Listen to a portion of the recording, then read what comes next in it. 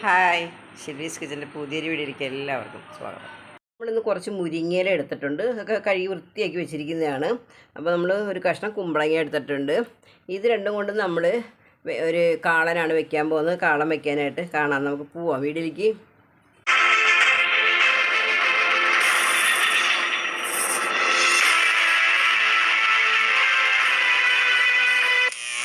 അപ്പോൾ നമ്മുടെ ഈ വീഡിയോ സബ്സ്ക്രൈബ് ചെയ്യേണ്ട ആരെങ്കിലും കാണുന്നുണ്ടെങ്കിൽ ഒന്ന് സബ്സ്ക്രൈബ് ചെയ്ത് സപ്പോർട്ട് ചെയ്യുക.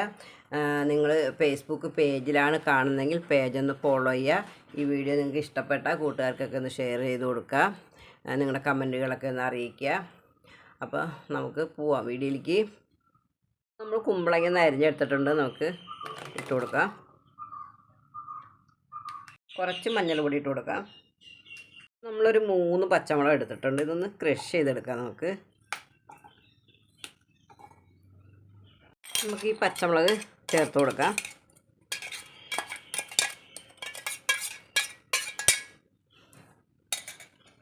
ആകുമ്പോൾ അതിൻ്റെ എരിവൊക്കെ ഒന്ന് പിടിക്കും നമ്മുടെ കുമ്പളങ്ങയിൽ. ഇപ്പോൾ ആവശ്യത്തിന് ഉപ്പിട്ട് കൊടുക്കാം. വെള്ളം നമുക്ക് കുറച്ചൊഴിച്ചാൽ മതി. ഇത്ര വെള്ളം മതി. ഇതിൽ നമുക്കൊന്ന് വേവിച്ചെടുക്കാം.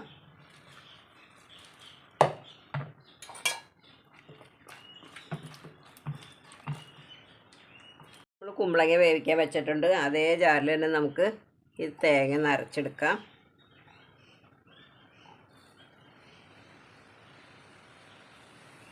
നമുക്ക് കുറച്ച് ജീരകം ഇട്ട് കൊടുക്കാം. ആദ്യം ജീരകം നമുക്ക് ഇട്ട് കൊടുക്കേണ്ട ആവശ്യമില്ല. അത് ഇത്രയും ജീരകം നമ്മൾ ഇട്ടാൽ മതി. കുറച്ച് മഞ്ഞൾ പൊടി ഇട്ട് കൊടുക്കാം. നമ്മൾ കുറച്ച് വെള്ളം കൂടെ ഒഴിച്ചു കൊടുക്കുകയാണ്. ഇത് നന്നായിട്ട് അരച്ചെടുക്കണം. ഈ ഒരു ലെവലിൽ നമ്മൾ തേങ്ങ അരച്ചെടുത്തിട്ടുണ്ട്. കുറച്ച് തൈര് എടുത്തിട്ടുണ്ട്. ഇത് ഞാൻ വീട്ടിൽ തന്നെ ഉണ്ടാക്കിയ തൈരാണ്. പാൽ മേടിച്ചിട്ട് ഉറയൊഴിച്ചിട്ടുണ്ടാക്കിയതാണ്.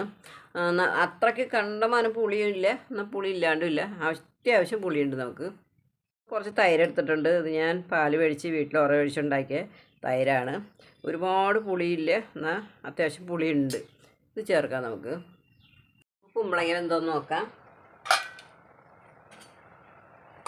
കുമ്പളങ്ങ വെന്തിട്ടുണ്ട്. നമുക്കിനി മുരിങ്ങയില ചേർത്ത് കൊടുക്കാം.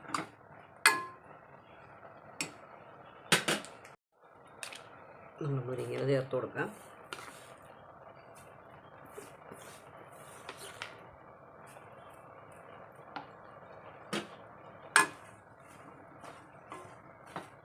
നമുക്കൊന്ന് മിക്സ് ചെയ്ത് കൊടുക്കാം.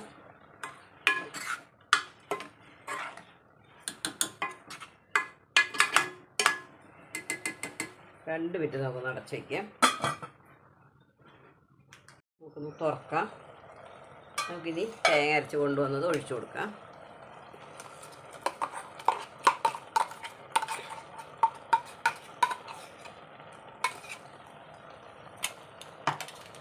ഇളക്കി കൊടുക്കാം. കാളനായതുകൊണ്ട് നമ്മൾ കൂടുതൽ വെള്ളം വയ്ക്കരുത്. കുമ്പളങ്ങയിലൊക്കെ വെള്ളമുള്ളതാണ്. നമുക്കിനി തൈര് ചേർത്ത് കൊടുക്കാം. തൈര് നമ്മളൊന്ന് അടിച്ചെടുത്തിട്ടുണ്ട്.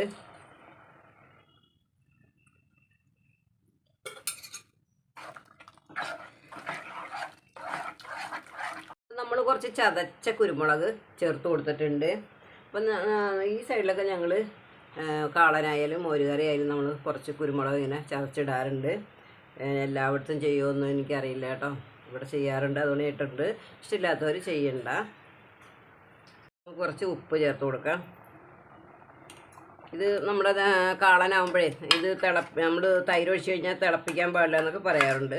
പക്ഷെ കാളനായതുകൊണ്ട് നമ്മൾ വെള്ളം ഉണ്ടെങ്കിൽ ഒന്ന് വറ്റിച്ചെടുക്കുന്നുണ്ട്, കുഴപ്പമൊന്നുമില്ല. നമുക്കിനി ലേശം നെയ്യ് ഒഴിച്ചു കൊടുക്കാം. 1 സ്പൂൺ നെയ്യ് നമുക്ക് ഒഴിച്ചാൽ മതി. നെയ്യ് ഒഴിച്ചാൽ നല്ല സൂപ്പർ അടിപൊളി മണമാണ്. നമുക്കിതൊന്ന് താളിച്ച് കൊടുക്കാം കേട്ടോ. വെളിച്ചെണ്ണ ഒഴിച്ചു കൊടുക്കാം. കുറച്ച് കടുക് ഇട്ട് കൊടുക്കാം. ഉലുവ ഇട്ട് കൊടുക്കാം. നമ്മളിതിൽ ഉണക്കമുളകും കറിവേപ്പിലയും ചേർക്കുന്നില്ല. നമുക്ക് ലേശം കാശ്മീരി ചില്ലി പൗഡർ ഇട്ട് കൊടുക്കാം. ഒഴിച്ചു കൊടുക്കാം.